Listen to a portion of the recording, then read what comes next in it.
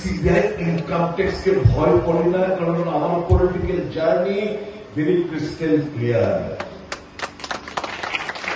আমি যে কোনো ভাষায় যে কোনো মুখ্যমন্ত্রী নরেন্দ্র মোদী সাহেবকে রাজনৈতিক ভাবে আক্রমণ করতে পিছুপা হই না, কারণ মাই political journey is very very crystal clear. কাজে আমি কাউরে ভয় পাই না। আপনাকে দেখলে আমার কষ্ট হয়। আপনারা বিধায়ক তো আমারই হাতে গড়া ছেলে,